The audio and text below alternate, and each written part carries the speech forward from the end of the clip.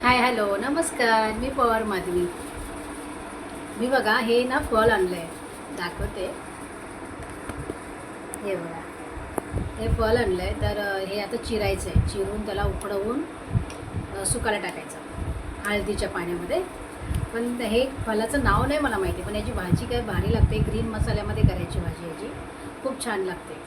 तर मी आज याला कापणार आहे, सोलणार आहे, त्याच्यानंतर सुकायला टाकणार आहे उकडवून. ते मी तुम्हाला दाखवणारच आहे पुढे.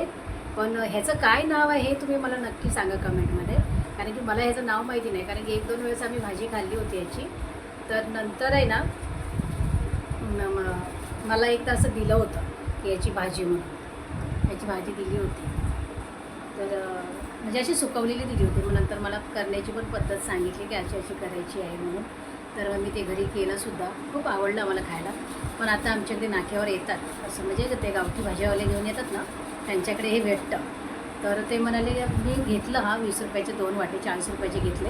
आणि म्हटलं आपण पण करूया ही पद्धत. भाजी केल्याच्यानंतर पण दाखवेन तुम्हाला. पण सध्या ह्याचं नाव काय आहे हे मला माहिती नाही. पण खूप छान लागते, भारी लागते भाजी याची खायला, मस्त लागते. आता कशी चिरायची, कसं सोलायचं ते तुम्हाला दाखवते.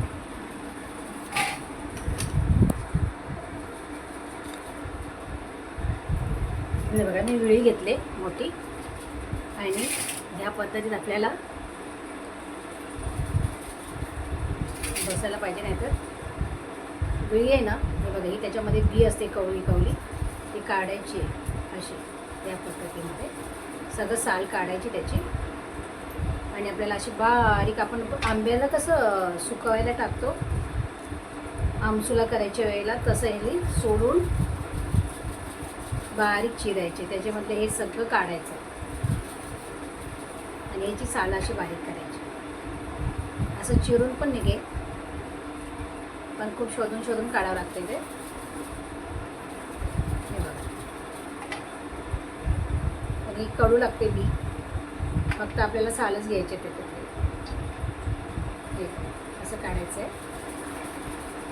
सुकल्याच्या नंतर त्याची भाजी वगैरे खूप छान लागते. पण पावसाच्या वेळेला बरं हे खायला, कारण की आम्ही असं खाल्लं होतं आणि मी करून पण ठेवलं होतं. पण त्याला ना असं थोडीशी बुरशी आली, मग टाकून दिली. आता मी ह्याला फ्रीजमध्ये ठेवणार आहे सुकून, आणि सगळं बाकी माझी फ्रीजमध्येच ठेवते. हे एवढं ठेवलं नव्हतं, म्हटलं काही राहणार ते सुकवून. पण जास्त दिवस पण नाही ठेवायचं. एकदा पावसाळी झाली ना, सुरू झालं की खाऊन घ्यायची भाजी, कारण हे खूप गरम असतं खायला सुकलेलं, म्हणून ते लवकरच संपवायची. आणि थंड वातावरण असतं ना, त्यावेळेला खायचं आहे. हे बघा, एवढी बी असते मोठी त्याच्यामध्ये, अशी बी असते. भाजी खूप चांगली लागते. सुकूनच करायची. ओली पण चांगली लागते, पण एवढी चव नाही लागत. सुक्याला चव लागते ना, एवढी ओलेला नाही लागत. असं एवढं चिरायचं त्याला. आपण आंब्याची आमसुला करायला सुकवतो ना, तसं चिरायचं. हे बघा, मी ह्या अशा पद्धतीमध्ये चिरून घेतले. आणि विळी आहे ना, त्याच्यामुळे असं पटापट पटापट चिरून पण होतं आहे. खूप छान वाटतं आहे. असं चिरून घेतले मी. नंतर मग त्याच्या साळ्या साफ करेल. सुकवल्यावर त्याचं भाजी कशी बनवायची तेही दाखवते तुम्हाला. आणि याचं नाव मला कमेंटमध्ये नक्की सांगा. नाव नाही माहिती, पण भाजी खायला आवडते. वर्षातूनच मिळतं हे, आणि ह्याच महिन्यामध्ये मिळतं. मेच्या एंडिंगला, मेच्या फर्स्टलाच येतं. आणि आता ह्या महिन्यामध्ये असं सुकवून ठेवायचं त्याला.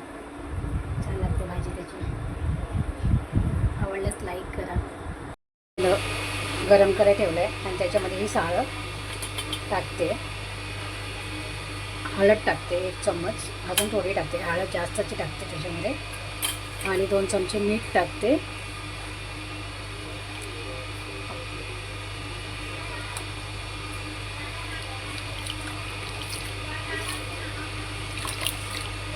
आणि हे टाकते उकडायला. हे छान असं उकडवून घ्यायचं, त्याचं पाणी गाळून टाकायचं, आणि मग उन्हाला सुकायला टाकायचे, म्हणजे त्यांना आळी लागत नाही. मग ते हळदीच्या पाण्यात आणि मिठाच्या पाण्यात उकडवून घ्यायची ते. मग जास्त दिवस राहते सुद्धा. म्हणून त्या प्रकारे असं हळदीच्या पाण्यामध्ये आणि मीठ आणि हळद मिक्स करून पाण्यात उकळवून घ्यायची आणि चांगलं खडखडीत सुकवायचे. एकदम कुरकुरीत झाली पाहिजे सुकवून.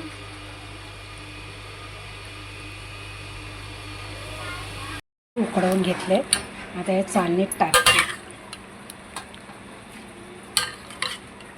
याचं पाणी निघायला मग सकाळी उन्हात टाकता येतात त्याला. आता पाणी निघालं ना याचं की सकाळी उन्हात टाकायला बरं. 2-3 दिवसाचा चांगला कुरकुरीत ऊन लागलं पाहिजे. कुरकुरीत व्हायला आता ऊन पण खूप कडक आहे. चांगले मस्त सुकून जातील. असे मी वाफून घेतले मीठ आणि हळद टाकून.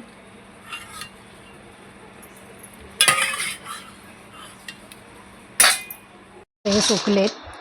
हळदीच्या पाण्यामध्ये मी उकडवलं होतं छान. आणि आता 2-4 दिवस मी ऊन लावला त्याला. 4 दिवसामध्ये मस्त कडकडीत झाले. 2 तुकडे होत आहेत. आणि त्याच्यात ते साला ना सुकल्याच्या नंतर आपोआप बाहेर निघतात. म्हणजे कवचित राहिली होती एखादी साल ते निघून जाते. तर आता या डब्यामध्ये आपण भरूया आणि ठेवून देऊया. 1-2 वेळेसाठी भाजी करण्यासारखी आहे. बस झाली. जास्तही नाही खाल्लं तर टाकून देण्यापेक्षा राहून जाते ना. राहिल्यावर मग खायला होत नाही. 1 ते 2-3 वेळा होईल भाजी थोडी थोडी एवढीच करायची. शिजल्यावरती मग ते वाढते. आता ते सुकले म्हणून कमी दिसते. ओलं होतं तेव्हा जास्त दिसत होतं. आता सुकले चांगलं फरक. हे बघा त्याची सालं कशी निघाली बाहेर आणि सुकून निघाले ते पण खडखडून. पण उकडवूनच घ्यायची शक्यतो. हळदीच्या पाण्यामध्ये आणि मिठाच्या पाण्यामध्ये मीठ आणि हळद मिक्स करायचं, उकडवून घ्यायचं आणि मग सुकवायचं त्याला. आणि आता उन्हाळा किती आहे, मस्त सुकलं. 2 दिवसात सुकेल जर चांगला माणूस तिथे बसून सुकवून घेतलं ना. जसं ऊन फिरेल तसं फिरवलं तर छान सुकेल. टेरेस वगैरे असेल तर अजून चांगलं. आमच्याकडे टेरेस नाही आहे ना, बाहेर खाली सुकवावं लागतं. त्याच्यामुळे जसं ऊन फिरेल तसं फिरवायला लागतं ते.